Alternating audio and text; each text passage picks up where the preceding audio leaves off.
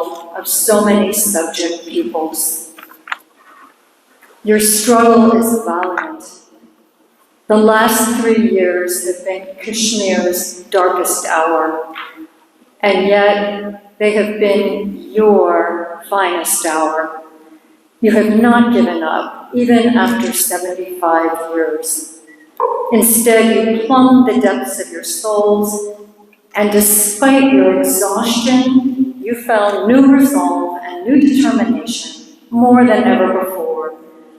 I salute you, who have given your time, effort, and treasure for this cause.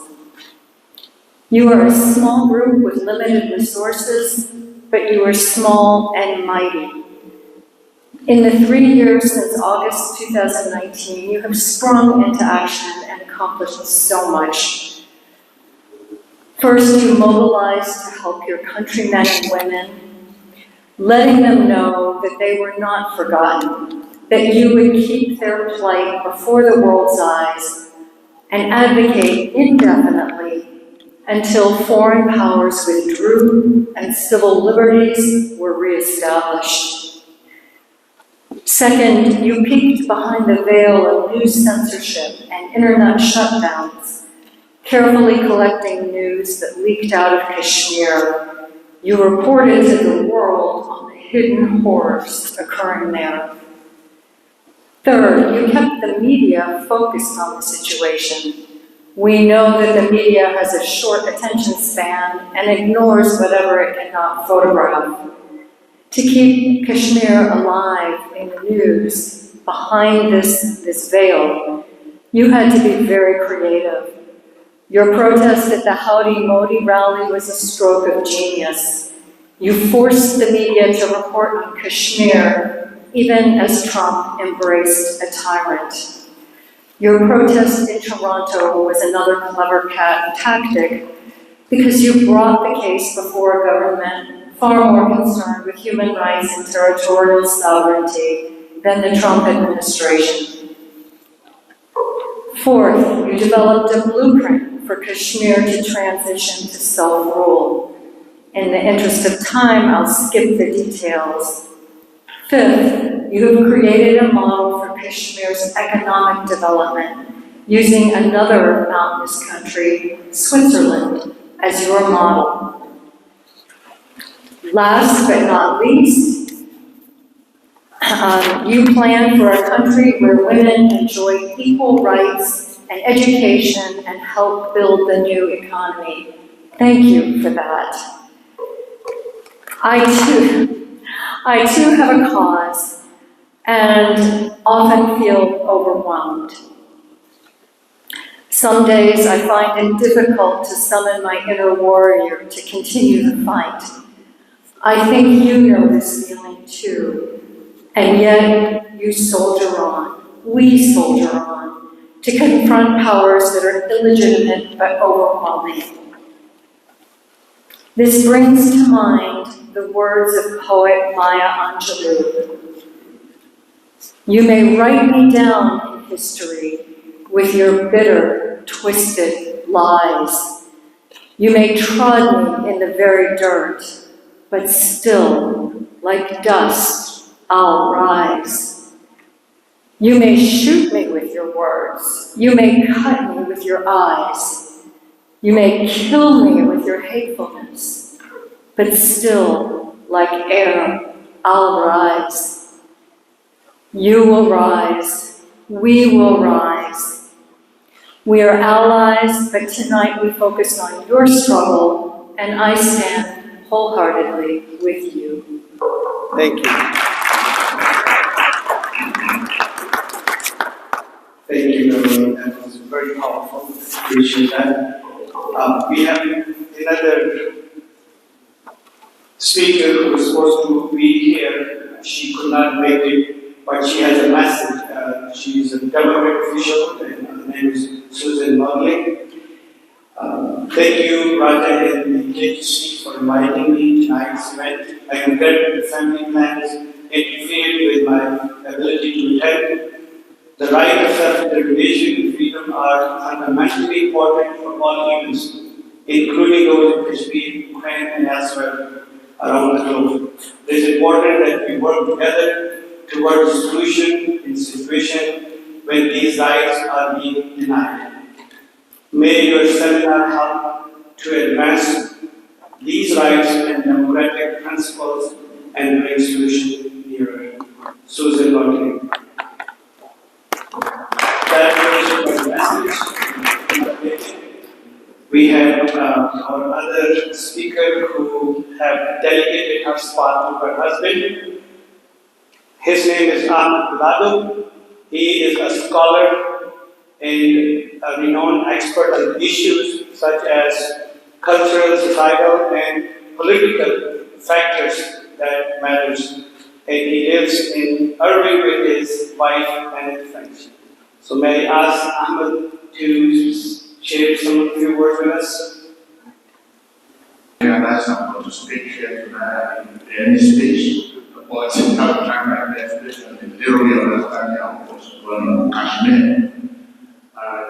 The best thing we need to do is I'm very special in restore having resources because we can have meeting every day. So we don't achieve anything. We know how to go nowhere. The best is just like Israel, Palestine, they've been fighting for over 70 years. They haven't got the land. But the best thing what we need to do, we have to combine the first thing. We need to know what we need to achieve every day. Talk only, it doesn't solve problem. It can give us exposure so that they know what our concern. We have to have a real strategy. What's going to make Kashmir is free, total. My suggestion is the first thing,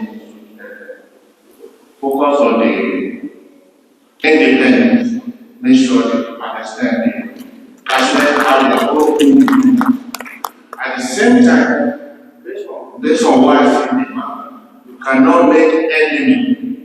You have to find one of them that have a common either religion, either language, because you have a great nuclear power and nuclear power that surround you. You can't make all of them enemy. If you want to choose Pakistan as your friend, so that you can start working from there as a base, because you cannot be working to have your independence from outside, where you can when you make decisions. Pakistan, India as enemy. The first goal is to fight, let Pakistan, China, and India know that we want independence. We'll be happy to work with you after we get our independence. We will have a representative in your country after we have independence. Then the next step is when we have the independence, we will have a referendum. So how we want to govern the society? We have to have a strong ally. I understand. I have a strong ally like US that can help you. We need ally in everything to achieve goal. That's the way I see it. And I pray to God so that we can achieve our goal to free Kashmir. Thank you. As the author said, we can all say to stay and live in peace. Our next speaker he is from Museum from Srinagar, and he is current CEO of CISC USA, Munir.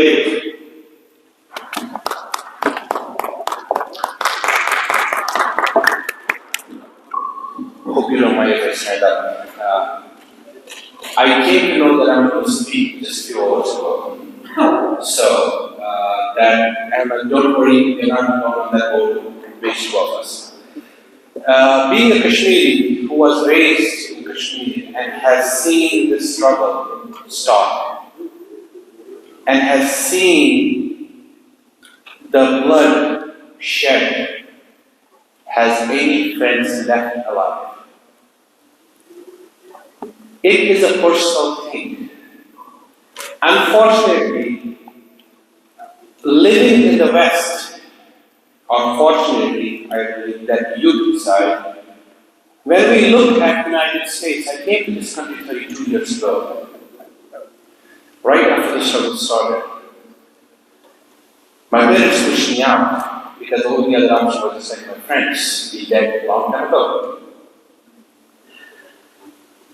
When we look at the United States as a beacon of hope for the world, when we look at Ukraine, what happened in Ukraine, all of a sudden, every city, every county, every state started rallying to support.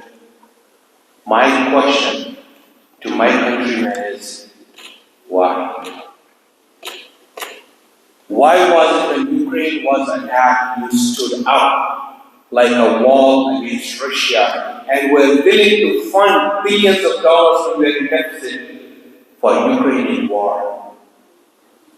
Why are we ignoring other wars in the world? Is it just because they're disposable? They don't look the same?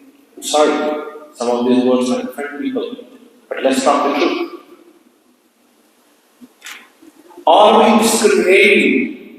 Are we creating a hypocritical system whereby the United States, the beacon of hope, is only the beacon of hope for those that please it? Or are we going to be the human rights champion for all humankind? If we want to be the human rights champions for all humankind, then we must treat everybody equal. Or else we're sending a signal to the world that we will treat you differently, and that the consequences that when we go out and need their help, they say, thank you very much, it was nice meeting with you before, we're not doing this. Pakistan today, you look at the war that took place in Afghanistan, 80,000 lives of Pakistanis have been lost. Nobody counts that. 100 plus thousand Kashmiris have been lost in the last 10 years. As I told you, my own friends, I might have maybe 2 or 3 left from my school days. That's about it. Everybody else is dead. When I was 16 or 18 in Kashmir, what army used to do, they used to cordon off the areas, pick up all the youth, and take them and kill them. I know my friends who were taken up from their houses, and next day they were back to their parents and they were shot at the border crossing. You picked them up last night, and their whole body was torn up into with stitches because they tortured them to get some information. There was none. My own parents, there was an incident that took place in our area. They called the fire brigade because there was another practice of the army. Any area where there was a firing on them, they would cordon the area, put the gunpowder, light up the area, and burn everything down. They called the fire brigade. That they're going to start burning the area, you better be here. And the fire brigade was stopped us. Who called you? And we're one of the known families, so and so called us. My 80-year-old grandfather was dragged out of his bed, hit by a gun butt, and then dragged out of the street, put kerosene oil on him, and my uncle's ready to be burned. This is Kashmir that we know nothing about. This is not Ukraine where we see the videos every day. This is a place that has been blocked from communicating outside the world. The only voice they have is the voice here. It requires support from everybody, from every human. Everybody who has a beating heart in their chest must feel the pain of others. Thank you very much. Thank you. That is coming from the county of since 2019, ever since India abrogated its Article 370 and 35A, over 13,000 structural damage, and this is the report coming from doctors. 360 encounters just this year, 2022, last 6 or 7 months. 360 fake encounters, 1,100 cold-blooded search operations, 1 million groups seizing the entire region of Srinagar, 190 have been killed, 170 killed, 240 arrested. Internet has been shut down 90 times. And just in the last month, 110 structural damage was done in Sweden. And the worst part is, not all the true news is coming out of the country, unfortunately. Our next speaker is Syed Husain, the President of Democratic Caucus for Muslim South Asia Democracy Watch. A seasoned activist, have always stood up for the right things. Syed Husain.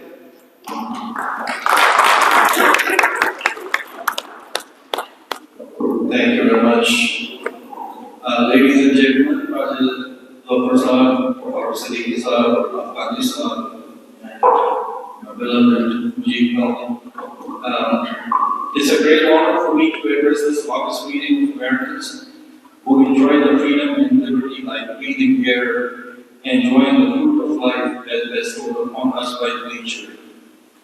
Our gathering here today is to ponder on the oppressed people of Kashmir who are out to breathe the same air and enjoy the same nature as people of the free world with liberty and justice for all. U.S. President Dwight Eisenhower, while addressing the nation when he was leaving the White House, used the phrase of military-industrial complex and urged new leadership to strike a balance in civilian and military priorities. This was an admission of presence of military-industrial complex at the highest level of American political hierarchy. For next several decades, the military-industrial complex led the public policy vision, prevailed with death and destruction not only by US but throughout the world.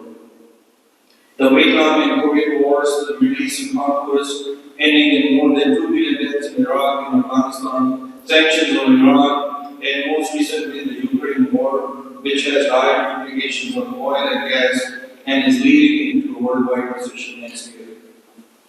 The military-industrial complex plays into its own dynamics in third world countries as well.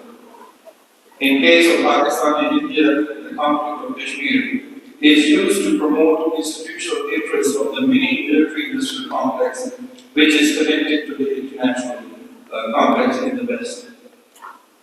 Conflicts suits the Western world from where they can extract resources in post-colonial era.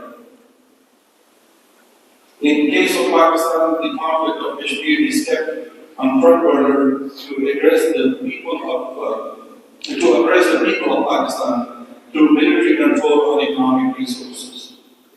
The resources which would have been spent on education, industrialization, and poverty alleviation. Resources to build Pakistan was redirected to the destruction of a neighbor on the name of disputed territory of Kashmir. Same is happening in India, while instead of addressing the object of poverty, they have hatred of the military presence in Kashmir. The militarization of the region and arming both nations with nuclear devices are of no use for people of Kashmir. Thousands of Kashmiris with Pakistan and since were used in the conflict, which became a fight for disputed territory rather than a peaceful struggle for just cause of independence. India and Pakistan showed from their behavior that they are least interested in Kashmiri people and the rights of self-determination. Both countries are interested in occupation of land rather than addressing the basic human rights of Kashmiri people. This scenario suits the war sponsors and military-industrial complex in the West. Peace in the region does not suit their prospects on bottom line of manufacturing of military equipment. Both Pakistan and India have used Kashmir to blackmail the whole world as nuclear flashpoint and the most dangerous conflict zone in the world. If any of these two countries are so much interested in the solution to the conflict, then why they do not let the people of Kashmir decide as what they really want? Kashmir is not just a piece of land or a disputed territory. Kashmir is a proud nation with rich history, cultural heritage, and most of all, the willingness to fight for the nation. Let the people of Kashmir decide how do they want to run their state independent of all foreign pressure and intimidation. Being a Pakistani American, and we said, and this is activists, I wish for disarmament of both sides of Kashmir. I demand both countries to let Kashmiris decide to decide the future course. This is not a Pakistani issue. This is not an Indian issue. This is a Kashmir issue, and no third country should be interfering in the internal matter of Kashmir. The territorial and national sovereignty of Kashmir must be observed and respected. Let's give peace to China and Kashmir, which is nothing but a model of heaven on earth, which has a long history of diversity and cultural richness in the world. The land of Sufi saints and saffron-clad pundits who like to breathe the same air as people in free world breathe. At the end, I will repeat the words of wisdom from Martin Luther King Jr. Peace is not merely absence of war, but the presence of justice. I'm again thankful to the organizers and Kashmir World Council for giving me this great opportunity to speak at this hour. Thank you. Thank you, Syed Husain Saab, for your kind words. Our next speaker is Aftab Siddiqi Saab, who is the president of Dallas Peace and Justice. He is a very well-known activist in our community, has taught in the university as a professor, an intellectual, a scholarly personality. We are very grateful for him giving us the honor of being in our... I appreciate the organizing of this event. Okay, so much has been said about Ukraine and Kashmir that I would not like to repeat all that. We all know what's going on Ukraine and how the West has stood up to help the Ukrainians, and rightly so. But unfortunately, we do know that nobody else has really done anything about the Kashmir people. Okay, while the entire West has stood by Ukraine, no country has helped the Kashmiri people. One difference is that Ukraine is a part of Europe, and NATO sees an opportunity to weaken Russia without directly attacking Russia. Ukrainians are fighting the war for themselves, but more so for US and UK. The media hides the plight of Ukrainians because the military-industrial complex and big corporations have made money out of these forever wars. Kashmir is not a part of Europe, and it is too far away from US and Europe. Additionally, India and Pakistan are not strong enough to pose a threat to the interests of US and Europe, and thank God for that. Otherwise, you can be sure that the US and the West will be really doing something about this issue, trying to make mischief for both the countries.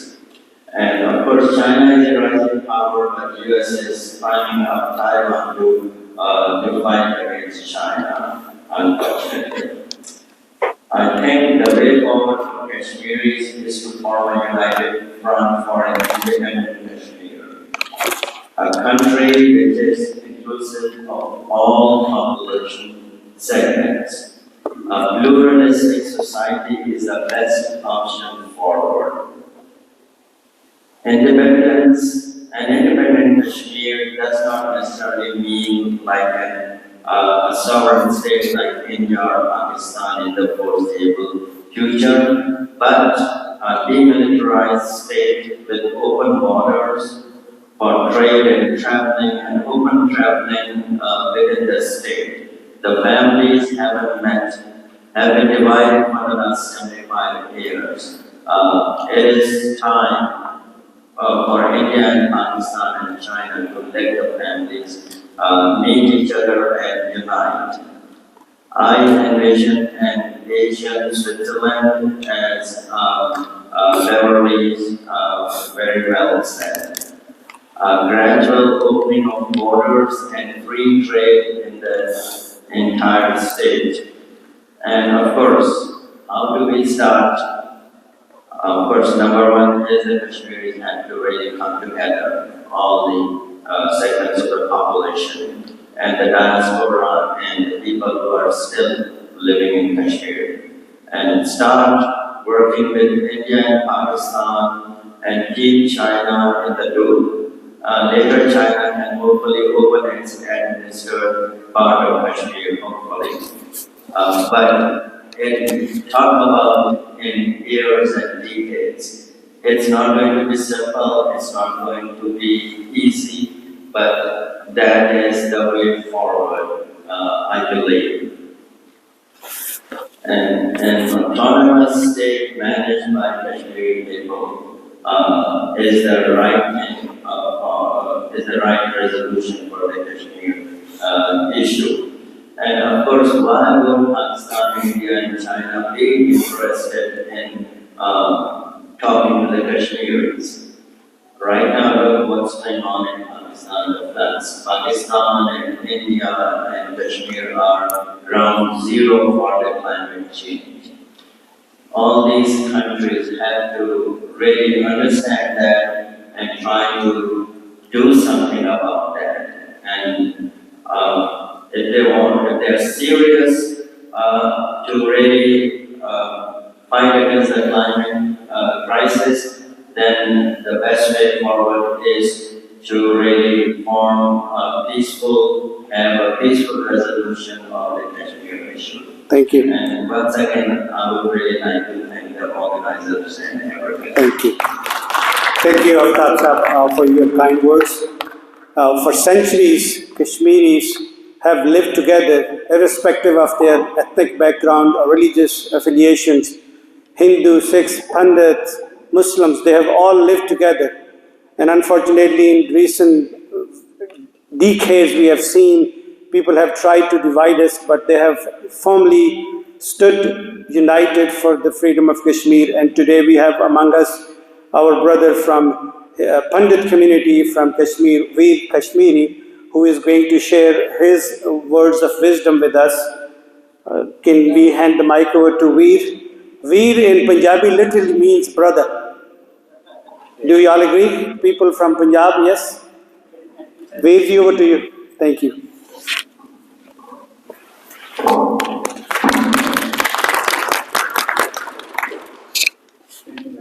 You are. That's what the problem is for the generating. I think if let us applaud Kashmir Global Council for generating the beginning of a new era of hope, harmony, love, and prosperity. Kashmir forever.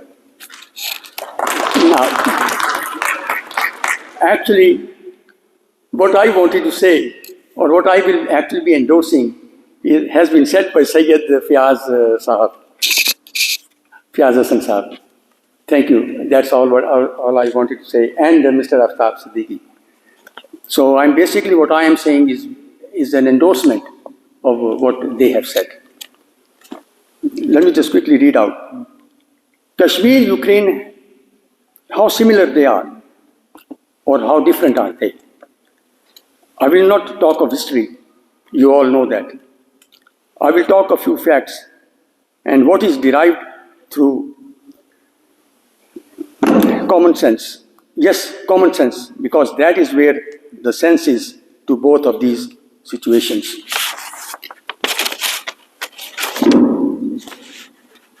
I will also not be mentioning religion. That does not apply. Interestingly, Crimea is what part of Kashmir?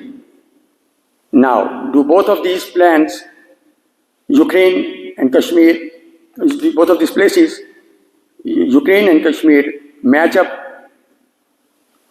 politically or otherwise?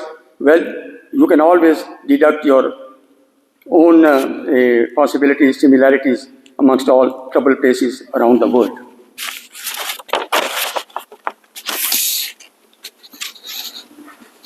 Let us get two things out of what I will say. One, making Article 370, inoperative, though it still exists in the Constitution, was and is wrong. A truly bad move from whichever angle, whichever side do we look at.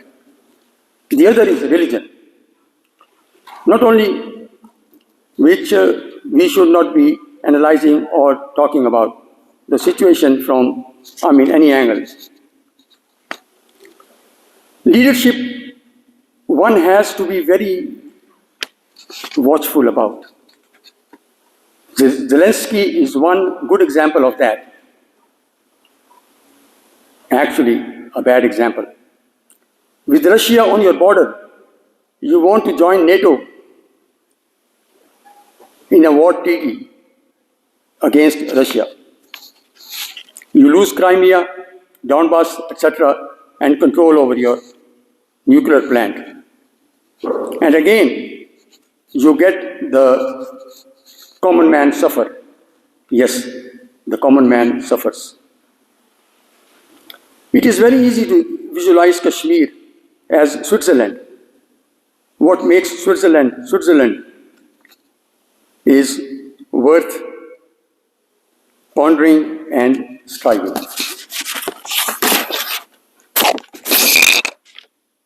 Ukraine must neutralize. I think I need my glasses. Sorry, and I'll wind it up soon. Ukraine must neutralize itself to be a good neighbor, which guarantees its safety and independence. Living in Texas, we know, as per its constitution, Texas can secede from mainland USA. But should it? Would it? To stop Kashmir from bleeding, it needs a strong social economic system with an amicable political structure. Would you want to displace the large majority of Hindko-speaking Pahari people from the Azad Kashmir or settled in so-called Azad Kashmir by Ayub Khan? Are they Kashmiris now? I say, why not? It is so very important to have that helping hand strong and trustworthy, and all options lead to an amicable political structure. And this may be a good starting point for Kashmir. Reenactment of Article 370, a strong social economic system with an amicable political structure. To the glory of people of Kashmir, all people, and let there be peace and harmony in Ukraine. Thank you. Thank you. Thank you very much. And it was an absolute honor having you among us. Thank you very much for sharing your thoughts with us. And we hope and look forward to working together going forward. We are down to the last two speakers, and before we open the floor for questions and answers, inshallah. So I would like to request Brother Qasim Khokhar, who serves on the board at kGC, and as an engineer by trade, and he has been working for City of New York for as long as I know him. Qasim Khokhar, need mic, please. Can I clap for Zaid so we can deliver the microphone to Aftab? Thank you.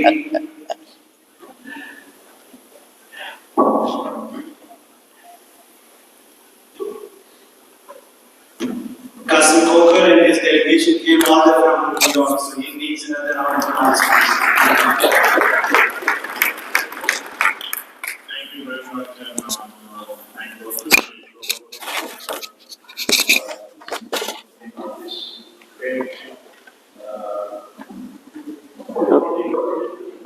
Closer. Yeah. It is a nice gathering and the topic is very important. Thank you.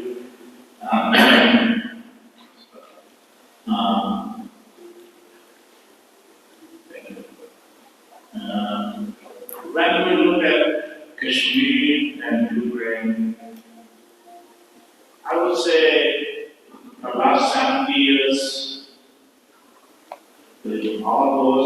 economic and technological advances. When we compare these two events, we see we are still in the old ages. 1947, Pakistani forces used trucks, and Indian forces used small Cessna planes and small rifles to invade Kashmir. And in 1922, Russian forces used tanks and big armed cars with all electronics and surveillances. But the other side of the story is mothers are the same, sisters are the same, suffering is the same for all these people. I have to find And our life, international community, and this elected agitations to stand up, wake up. Since agitation was born, Kashmiris are suffering. You can claim all those solutions to different problems, but your first problem was Kashmir. And we are the people of Kashmir. We want justice, we want all those foreign forces out of Kashmir. We want Pakistani people and their forces out of Kashmir, Indian people and their forces out of Kashmir, Chinese forces out of Kashmir. We don't want to be with them, we want to stay separate. We are very peaceful people and we like our own country, so we can contribute to the international community in education, in science, in computer science. We want to do. We want to explore the sky. So give us our chance, please.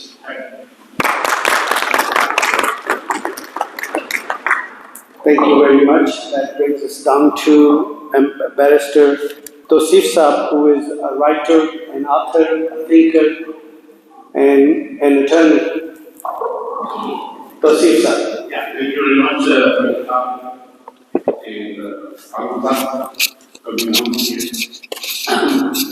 We all know the history of Kashmir, how it came with the rivalry of the partition of India and Pakistan into two regions, Muslim majority regions became Pakistan, except Kashmir, which was a Muslim majority state, was denied its freedom. And to this day, as various speakers have pointed out, hundreds of thousands of Kashmiris have been killed, 100 wounded, women raped, children slaughtered, the houses demolished, the whole social structure wiped out. Why? Because they wanted liberty, they wanted freedom to live their own lives, and to practice liberty and freedom, just like Americans did when they fought against the British. So this is the tragedy of Kashmir, and this is the Kashmir crisis in a nutshell. The people who want freedom and the human rights, the basic inalienable rights for life and liberty are being violated as we speak today. So I will urge all those here, present here, to do their utmost to highlight these violations of human rights and denial of freedom. Write to the congressmen, write to the representatives, speak to the media, and spread the word. That's all the Kashmiris want, the freedom. That's all. Thank you. Thank you, Tosif. Thank you very much. So that brings us to the end of discussion with the panelists. Now the floor is open for Q&A. And before we break for the Mother prayers and the dinner, whoever wants to ask questions, they're more than welcome to, or just make a statement or comment. Our video by, where is the mic? Please introduce yourself. Well, my name is Abbas, and people know me as Sam Walker. Our company here, and I'm working as a journalist from Pakistani point of view and Europe also. So my question is from Honorable Mr. Altaf Qadri about whatever you said from Pakistan point of view, that like Pakistan are also occupying the Kashmir.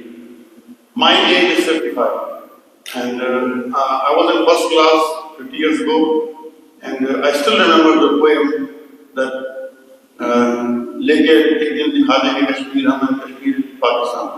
Honestly, before coming to America, I was not knowing that this thought is also prevailing in the mind of Kashmiris. As for general Pakistani point of view, the majority of Pakistani people thought that Kashmir is our part. That's fine if you have something different, if you want. As for your referendum, people want, definitely we should respect them. So, but I want that if Pakistan army is not fought in 1948 and they're not taking action, what do you think the Kashmir, the remainder of the Azad Kashmir will be there? So please, I just want to say something about what's your thought about it. Thank you. Thank you. Do we have, before I ask Tafsa to respond back, I do want people to know that we are only presenting the facts. And these are the facts that you can challenge them, but the facts don't change. And also, whoever wants to have a question, please let me know before. Go ahead, Tafsa, you can respond back to this question, please.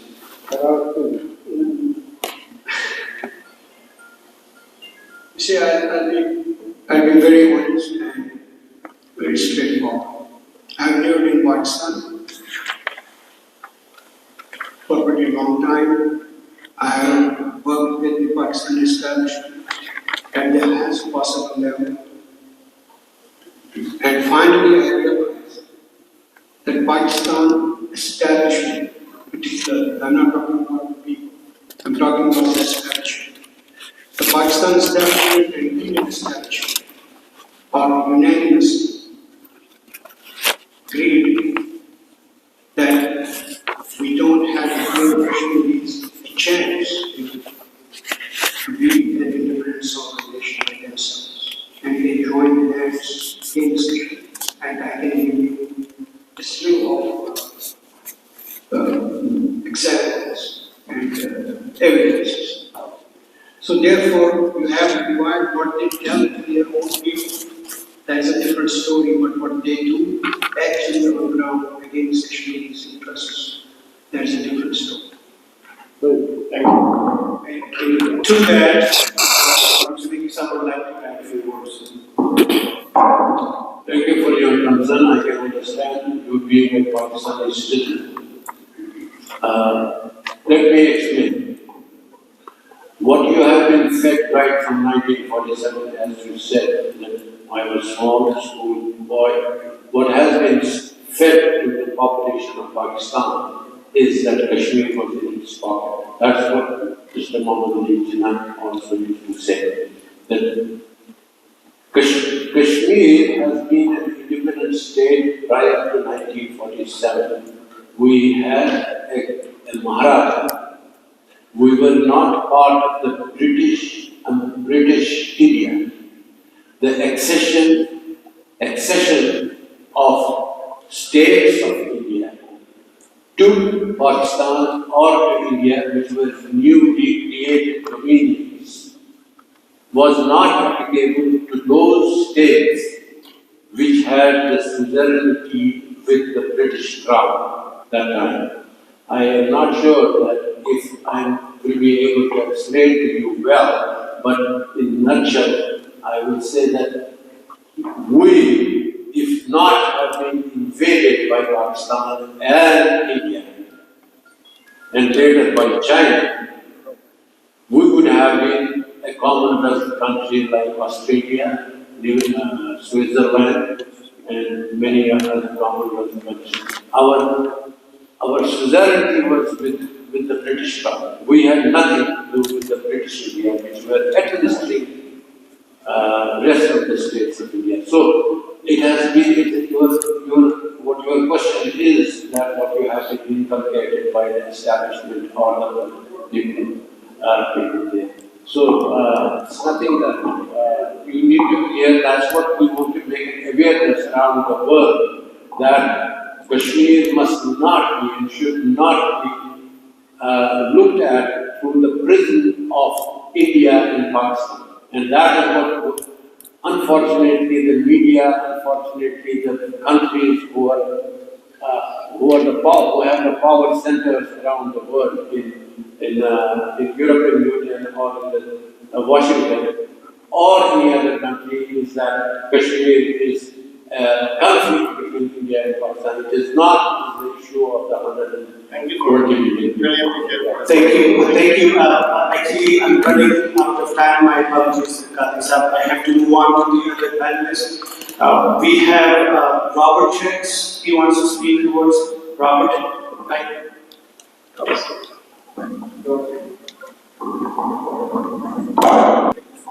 Thank you. I've enjoyed listening. I want to say a special thanks to my friend Syed Husain. I think in a very insightful discussion of Ukraine with respect to the military-industrial complex. I think it's a hidden hand. It's a motive, profit.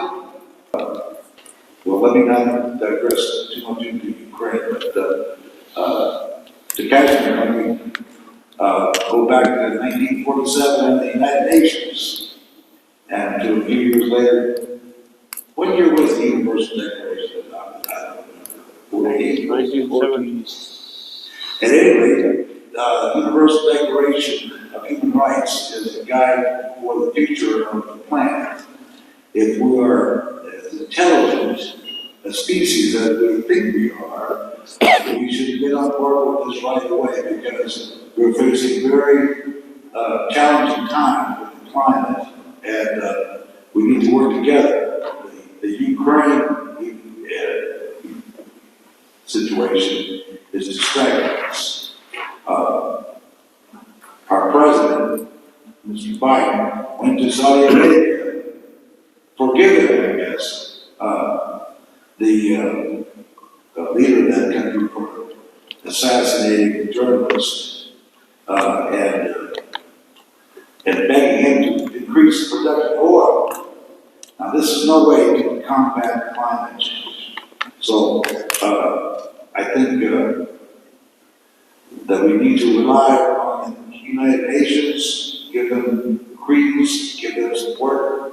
It's a dangerous world out there, but we have to stick to those values that everybody recognizes as applicable to all humans. And the United Nations, the Universal Declaration of Human Rights seems to be the best combination so far.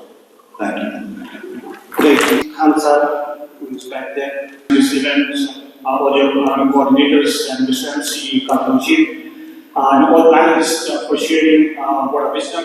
My question is, as we have observed the Kashmiris are still struggling, and we have seen many protests, demonstrations, but the question is, how long is it going to take?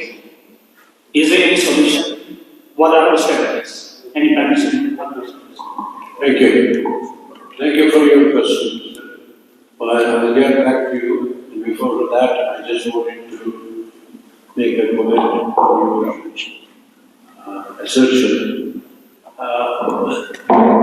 Kashmiris work with the United Nations Human Rights Council in Geneva and in New York. And there were reports which our activists back and home in Kashmir, they devised a way of getting the information, and ultimately the structure of violence was a book they compiled, and it was given to the United Nations Human Rights Council sessions, right? And after 2 or 3 years of those reports were studied by the United Nations Human Rights Council, and they issued in 2018 their first ever report on human rights abuses in Kashmir.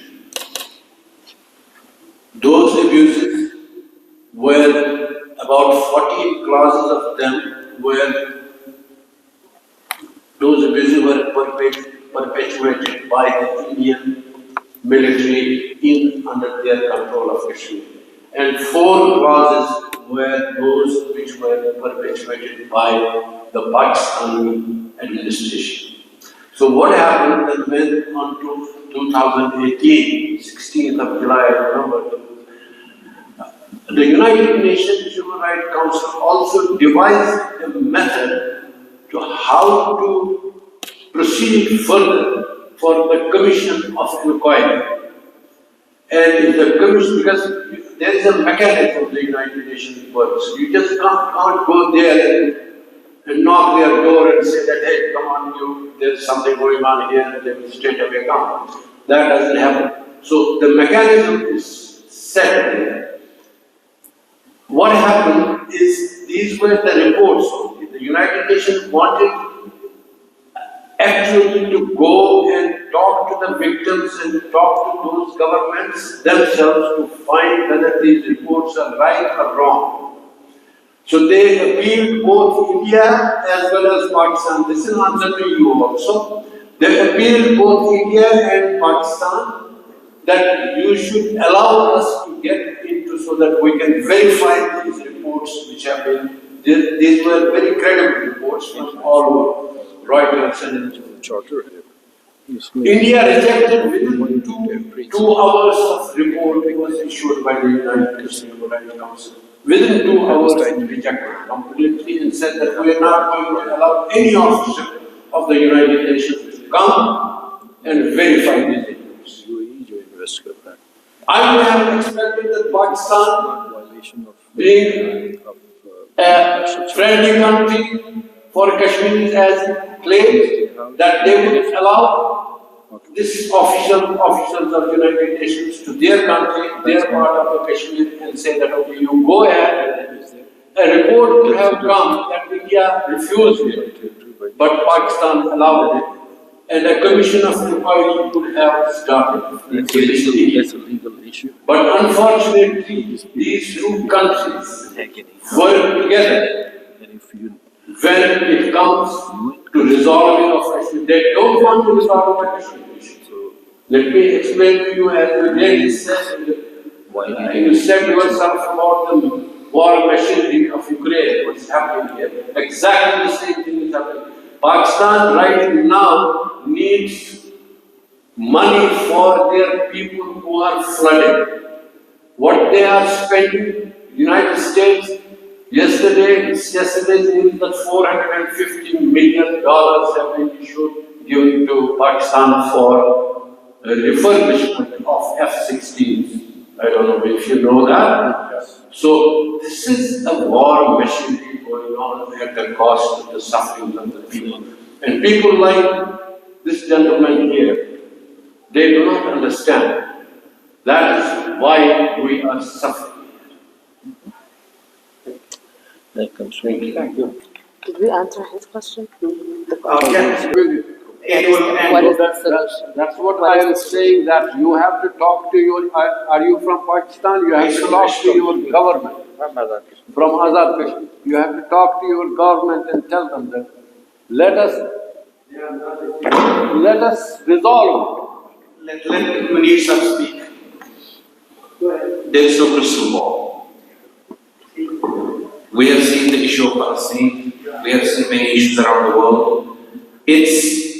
When we look at the world today, there is political interest for every government. Farooq said that the war machinery, and we know how the war machinery operates.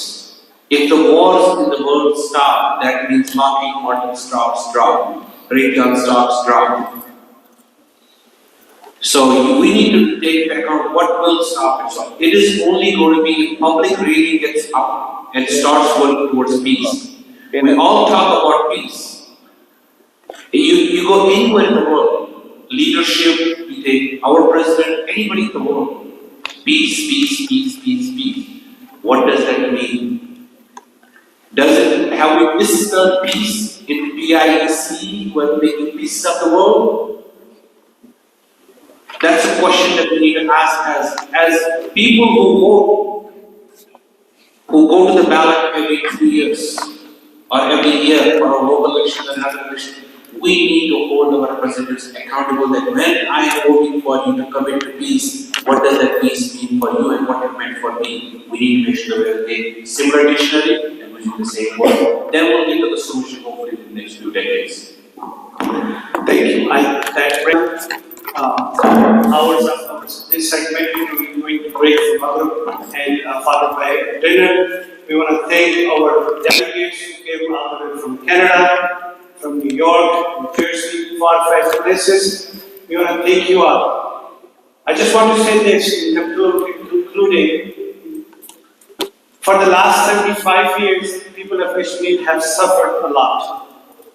They have sacrificed over 100,000 lives.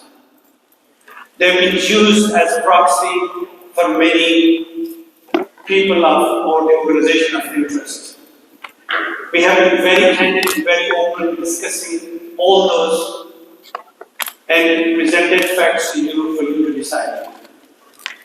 Facts and figures are available, no one can deny them. The reality remains that 24 million people are suffering. The misery is, and atrocities are mounting, oppression is mounting. We just cannot sit back and watch it as if this is not my problem. We should not be one of those people who think that as long as it's not impacting my family directly, I'm not going to talk about it. That's not what humanity is about. As a human being, we need to stand up, we need to raise our voices. We're peaceful people, we don't have ammunition, we don't have arsenal, we don't have a might and capability to fight these three mighty powers. All we can do is to raise voices as one united human beings. That's all, and thank you very much. Let's take for dinner.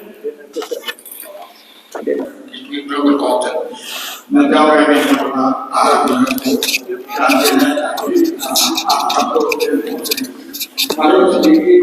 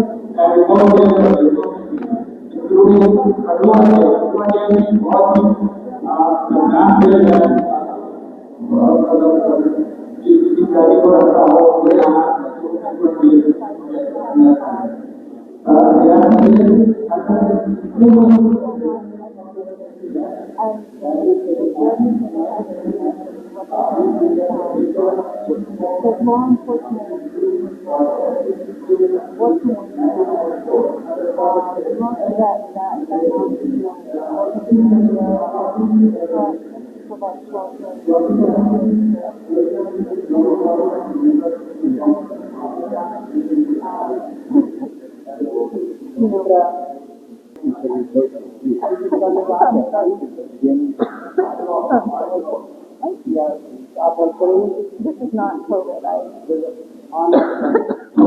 Neurogenic hospital.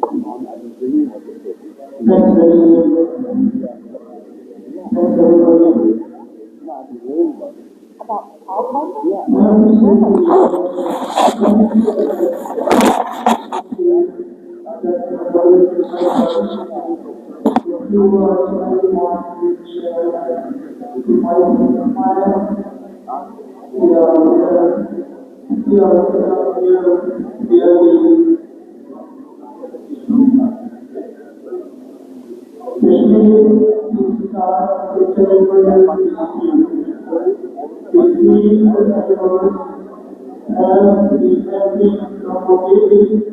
to the world.